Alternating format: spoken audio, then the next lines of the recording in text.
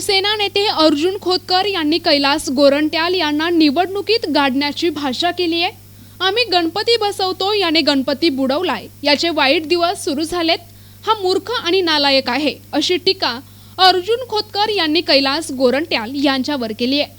तसेच कुठल्याही परिस्थितीत मी विजयी होईल, असे खोतकरांनी सांगितले आहे। भाऊ, काल स्थानिक आमदार कैलास गोरंट्याल यांनी आपल्यावर टीका केली आहे की माझ्या समोर तुम्ही जे उमेदवार आहात, तुम्हाला ती या ठिकाणी तिकीट भेटावं आणि त्यानं जे गणपती आहे ते पाण्यात ठेवलाय, तुम्हाला तिकीट भेटल्यावर गणपती बाहेर काढणार असल्या देखील गोरंट्याल म्हणाले।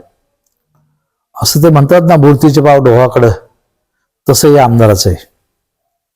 आम्ही 10 दिवसात गणपती बसवतो, 10 दिवसानंतर पाण्यामध्ये बुडवतो।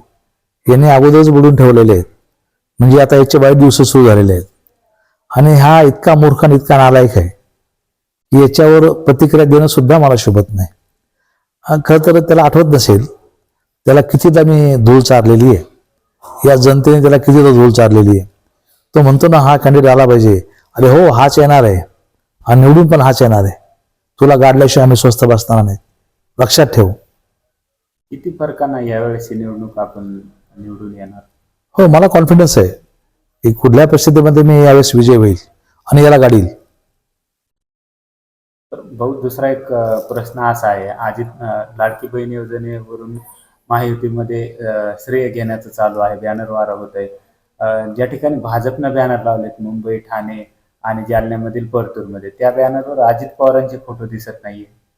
नाही, त्या विषयात मी बोलणार नाही, पक्षाचे वरिष्ठ लोक या ठिकाणी बोलतील। पण लाडकी बहीण योजनेचं खरं श्रेय माननीय मुख्यमंत्री एकनाथ शिंदे साहेबांचंच आहे आणि शिंदे साहेबाला हे श्रेय आपण दिलं पाहिजे।